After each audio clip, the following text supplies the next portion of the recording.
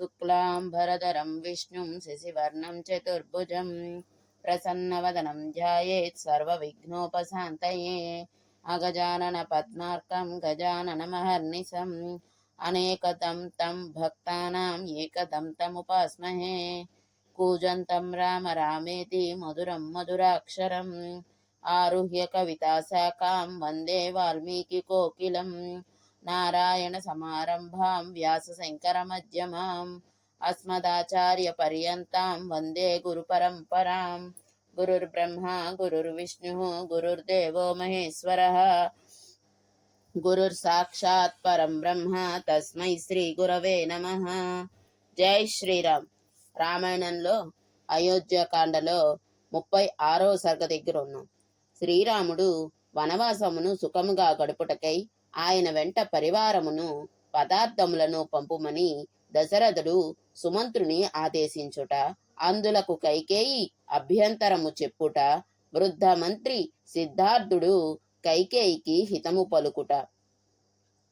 సుమంత్రుడు నయాన భయాన ఎంతగా చెప్పినను కైకేయి మారు పలకనందున దశరథుడు తన ప్రతిజ్ఞకు మిక్కిలి వగచుచు నిట్టూర్చుచు కంట తడిబెట్టిన సుమంత్రునితో మరలా ఇట్లు పలికెను. ఓ సుమంత్ర, రత్నములతో సుసంపన్నమైన చతురంగ బలములను రాముని సేవలకై వెంటనే ఆయనతో పంపుము. మరియు ఆ సేనలతో కూడా నర్తకీమణులను, చతురోక్తులు పలుకువారిని, మిగుల సంపన్నులైన వ్యాపారులను వినోదార్థమై పంపించుము. శ్రీరామునకు తోడుగా ఉండుటకు మల్ల యుద్ధ ప్రదర్శనాదులతో ఆయనకు ఆహ్లాదమును గూర్చుటకు తగిన వారికి పలు విధములైన సువర్ణములను, రత్నములను, వస్త్రాదులను బహూకరించి వారిని ఆ సేనల వెనక నడిపింపుము. ముఖ్యములైన ఆయుధములను, నగరవాసులను, ఆహార పదార్థములతో కూడిన బండ్లను, అడవులలో మార్గములను చూపునట్టి ఆటవికులను శ్రీరామునకు తోడుగా పంపుము. శ్రీరాముడు అడవులలో క్రూర మృగములను, ఏనుగులను వేటాడుచు, అచట లభించడి తేనెలను త్రాగుచు, వివిధ నదీ ప్రవాహములను దర్శించుచు, రాజ్య సుఖములను గూర్చి అచట తలంపడు. నిర్జనారణ్యములలో నివసించెడి రామునకై ఎద్దులపైనను, ఒంటెలు మున్నగువానిపైనను నా ధన ధాన్యములను పంపుము. అట్లొనర్చినచో వనవాస కాలమున శ్రీరాముడు ఆయా పుణ్యస్థలములయందు యజ్ఞములను ఆచరించుచు, ఋత్విజులు మున్నగు వారికి యజ్ఞ దక్షిణలను ఇచ్చుచు, ఋషులను సేవించుచు అచట సుఖముగా నుండగలడు. మిగుల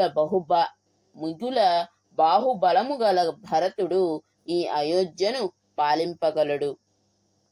శుభ లక్షణ సంపన్నుడైన శ్రీరామునకు సమస్త పదార్థములను సమకూర్పుడు. దశరథుడు ఇట్లు పలుకగా కైకేయికి భయము పుట్టుకొనెను. ఆమె ముఖము వెలవెలబోయెను, గొంతు పెగలదాయెను. అప్పుడా కైకేయి విచారగ్రస్తురాలై భయముతో వాడిపోయిన ముఖముతో రాజునకు ఎదురుగా నిలిచి ఇట్లు మాట్లాడెను. ఓ మహాసాధు, ఇతరుల మద్యమును పూర్తిగా త్రాగివేసిన పిమ్మట శూన్యమయ్యున్న సురాపాత్ర వలె అనుభవింపదగిన వస్తువులు ఏమీ లేకుండా నిర్జనమైన రాజ్యము భరతునకు అక్కరలేదు అని కన్నులు పెద్దవిగా చేసి సిగ్గు విడిచి నోటికి వచ్చినట్లు మాట్లాడుచున్న కైకేయితో దశరథ మహారాజు ఇట్లు పలికెను. ఓసి దుర్మార్గురాల, నీవు శ్రీరాముని వనవాస కార్యభారమును నాపై మోపి ఆ భారమును నేను మోయుచుండగా నన్ను నీ మాటల ఈటెలతో ఇట్లు ఎందుకు పొడుచుచున్నావు? నీచురాల, నీవు ఇప్పుడు చేయుచున్న ప్రతిబంధక విషయమును, వరములను అడుగునప్పుడే ఏల ప్రస్తావింపలేదు? వరాంగన అయిన ఆ కైకేయి క్రోధముతో దశరథుడు పలికిన మాటలను విని తన పన్నాగమును దెబ్బతీయుచున్నాడని భావించెను. వెంటనే ఆమె ఇబ్బడి ముబ్బడి కోపముతో ఆయనతో ఇట్లు పలికెను. అయ్యా, నీ వంశము వాడే అయిన సగరుడు తన జ్యేష్ఠ పుత్రుడైన అసమంజుని దేశము నుండి వెడలగొట్టెను. అట్లే ఇతనిని వనవాసమునకు పంపుట ఉచితమే. కైకేయి ఇట్లు పలుకగా దశరథ మహారాజు ఛీ అని ఆమెను చేదరించుకొనెను. అచటనున్న జనులందరూ సిగ్గుతో తల ఉంచుకొనిరి. అంతమంది ఎదుట ఇట్టి చేదరింపులకు గురి అయినప్పటికీ ఆమెకు చీమ కుట్టినట్లయినను లేకుండెను. ఆ సమయమున సిద్ధార్థుడు అను ఒక వృద్ధ మంత్రి అచట ఉండెను. అతడు కపట మిరుగనివాడు, రాజు మన్ననలను చూరగొన్నవాడు. ఆ వృద్ధ సచివుడు కైకేయితో ఇట్లనెను: అసమంజుడు వీధులలో ఆడుకొనుచున్న బాలురను తీసుకొని వెళ్ళి వారిని సరయూ నదీ జలములలో ముంచుచుండెడివాడు. అప్పుడు వారు ఉక్కిరి బిక్కిరై ఊపిరాడక గిలగిలలాడుచుండగా చూచి ఆ దుర్మతి ఆనందించుచుండెడివాడు. ఆ అసమంజుని ఆగడములను చూచి క్రుద్ధులైన పౌరులందరూ సగరుని కడకు వెళ్ళి, రాష్ట్ర ప్రజలను కాపాడునట్టి ఓ రాజా, అసమంజుడు పెట్టెడి బాధలకు మేము తట్టుకొనలేకున్నాము కనుక అసమంజుడు గాని మేము గాని ఎవరో ఒకరమే ఈ నగరమున ఉండవలెను, తెలుపుము అని విన్నవించుకొనిరి. అంతటా ఆ రాజు మీ భయమునకు కారణమేమి అని అడుగగా ఆ ప్రజలు ఆయనతో ఇట్లనిరి: ప్రభు, మతి తప్పిన ఈ అసమంజుడు వీధులలో ఆడుకొనుచున్న మా కుమారులను తీసుకొని వెళ్ళి మూర్ఖత్వముతో సరయూ నదిలో ముంచుచు వెకిలిగా ఆనందించుచున్నాడు. అంతటా మహారాజు ఆ ప్రజల మొరలను ఆలకించి వారికి ప్రియమును గూర్పదలచిన వాడై ప్రజాకంటకుడు దుష్టుడు అయిన తన పుత్రుని త్యజించెను.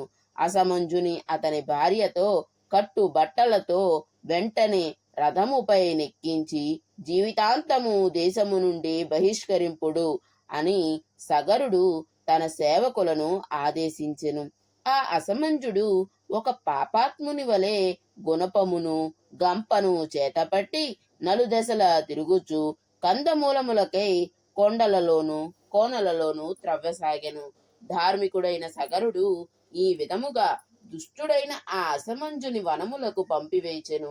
అది యుక్తమే, కాని శ్రీరాముని అడవులకు పంపుటకు అతడు చేసిన పాపమేమి? ఎంతగా వెతికి చూచినను శ్రీరామునిలో ఒక్క చిన్న దోషము కూడా కనపడదు. ఆ చంద్రునిలో ఒక చిన్న మచ్చ అయినను కలదేమో గాని ఈ శ్రీరామచంద్రుని జీవితములో మాత్రము ఇసుమంతయును లోపమే లేదు. ఓ దేవి, నిజముగా శ్రీరామునిలో ఏదైనా ఒక దోషము నీకు కనపడినచో దానిని ఇప్పుడే చెప్పుము. వెంటనే ఆయనను అడవులకు పంపుదము. నిరంతరము సన్మార్గమున ప్రవర్తించు శిష్టుని, ఉత్తమ పురుషుని దేశ బహిష్కృతిని గావించుట ధర్మ విరుద్ధము. అది ఒక మహాపచారము. అట్టి అపచారమునకు ఒడిగట్టిన వాడు అతడు ఇంద్రుడైనను సరే అతని వైభవము బుగ్గిపాలుగాక తప్పదు. ఓ దేవి, శ్రీరాముని విషయమున ఇంతవరకును నీవు చేసిన నిర్వాకము చాలును. ఆయన పట్టాభిషేకమునకు విఘాతమును కలిగింపవలదు. లోకాపవాదము నుండి అయినను నిన్ను నీవు రక్షించుకొనుటకు మంచిది కదా. శోకముతో కృంగిపోయి దిగాలుగా పడియున్న దశరథ మహారాజు మంత్రియగు సిద్ధార్థుని మాటలను విని దీనమైన స్వరమున కైకేయితో ఇట్లు పలికెను: ఓ దుర్మార్గురాల, ఈ సిద్ధార్థుని పలుకులు నీకు రుచించుటలేదా? నాకును నీకును ఏది హితమో తెలుసుకొనలేకున్నావా? సత్పురుషుల మార్గమును వీడి పెడదారిన పడి దుష్కృత్యములకు పాల్పడుచున్నావు. రాజ్యాధికారమును సుఖ సంపదలను విడనాడి నేనును నేడే శ్రీరామునితో అడవులకు వెళ్ళెదను. ఇక నీవును నీ భరతుడును ఈ రాజ్యమును మీ ఇష్టమొచ్చినట్లుగా మీరు కోరినంత కాలము హాయిగా ఏలుకొనుడు. 37వ సర్గము. కైకేయి స్వయముగా తెచ్చి ఇచ్చిన వల్కలములను రామలక్ష్మణులు ధరించుట, సీతాదేవి నార చీరలను ధరించునప్పుడు అచటనున్న అంతఃపుర స్త్రీలు దుఃఖపడుట. ఈ సందర్భమున వశిష్ఠుడు కైకేయిని మందలించుట.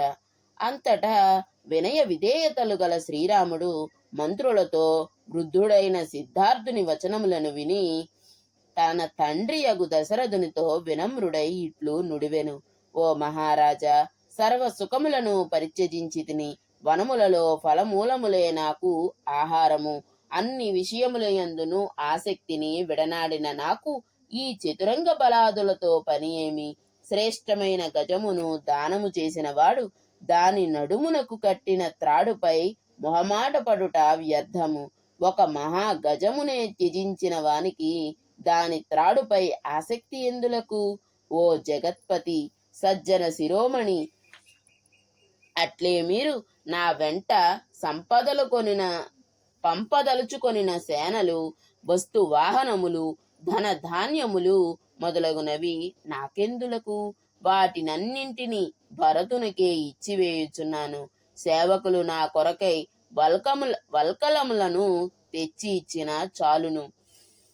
14 సంవత్సరముల కాలము వనములలో నివసించుటకై వెళ్ళుచున్న నాకు ఒక పగలును, ఒక పలుగును, గంపను ఇప్పించిన చాలును. అంతట కైకేయి నారచీరలను స్వయముగా తీసుకొని వచ్చి ఎగ్గు సిగ్గులు లేక జనుల సమక్షమున ఇదిగో వీటిని ధరింపుము అని శ్రీరామునితో పలికెను. అప్పుడు మానవోత్తముడైన శ్రీరాముడు కైకేయి నుండి నారచీరలను గ్రహించెను.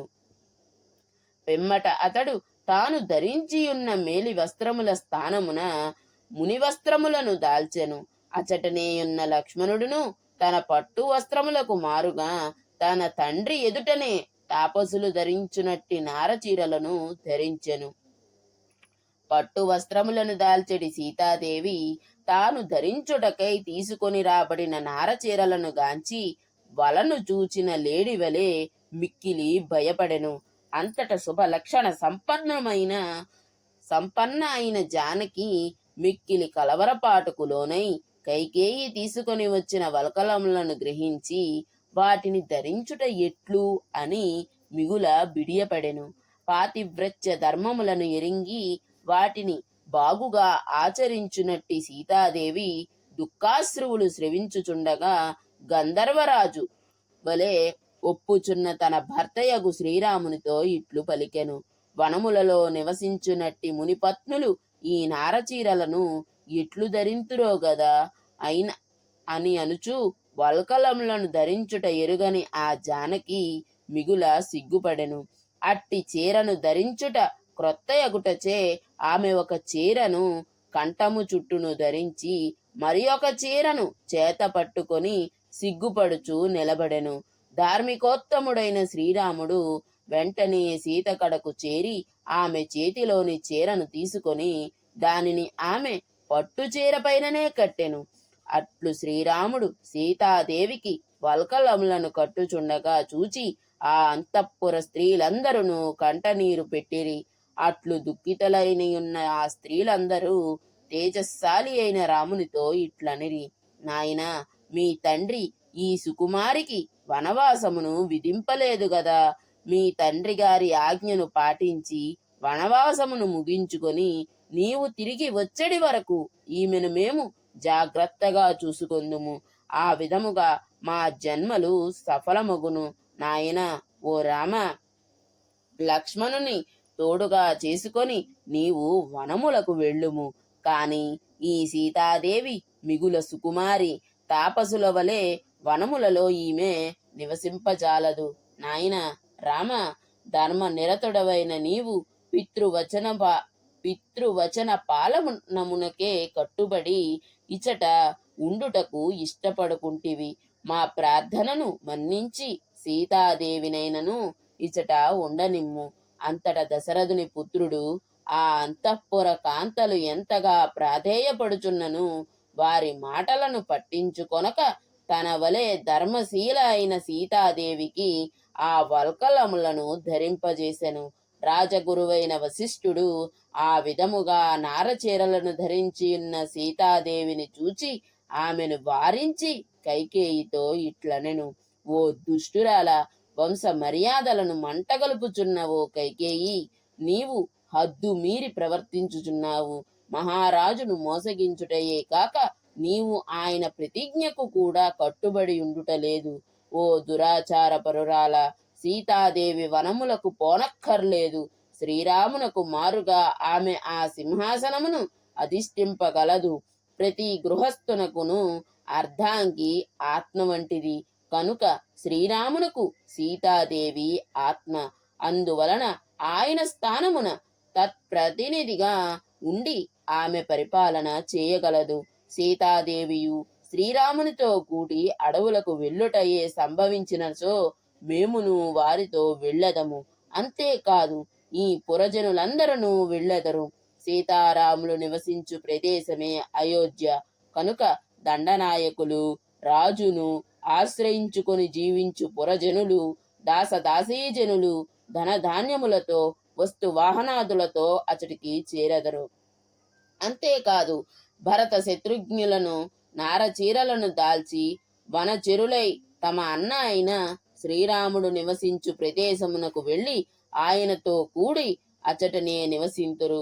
ఓ కైకేయి, నీ ప్రవర్తన దుష్టమైనది. నీవు ప్రజలను ఇక్కట్ల పాలు చేయుచున్న దానవు. ప్రజలందరూ వెళ్ళిపోయిన పిమ్మట చెట్లు చేమలే మిగిలియున్న ఈ భూమిని ఏకాకివై నీవే ఏలుకొనుము.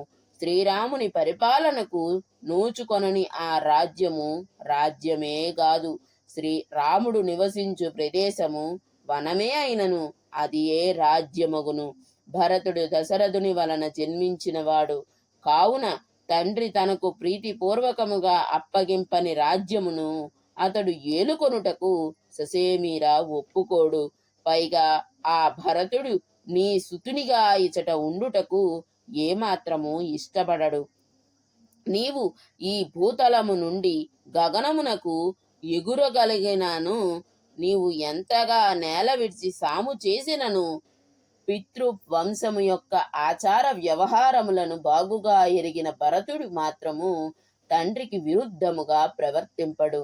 ఓ కైకేయి, నీకు నీ కొడుకుపై గల పిచ్చి మమకారము కొలది అతనికి అప్రియమైన కార్యముననే చేయుచున్నావు. ఏలనన ఈ లోకమున శ్రీరామునకు విధేయుడు కానివాడు లేనే లేడు.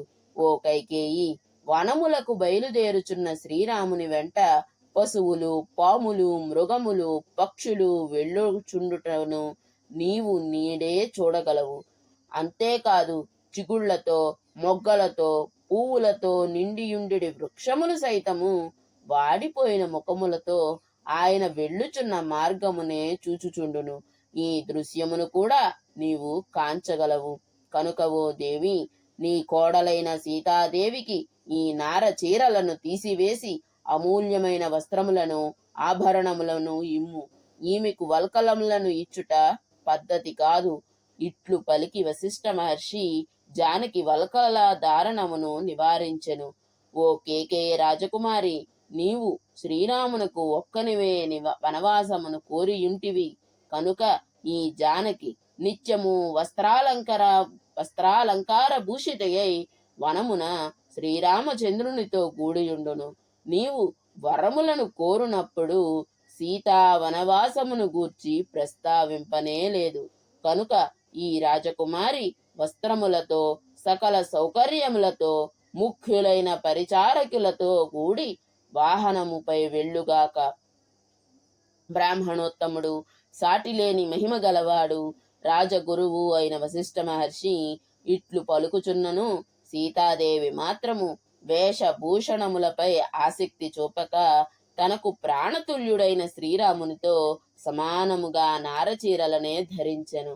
సర్వం శ్రీరామచంద్రమూర్తి పాదారవిందార్పణమస్తు. స్వస్తి.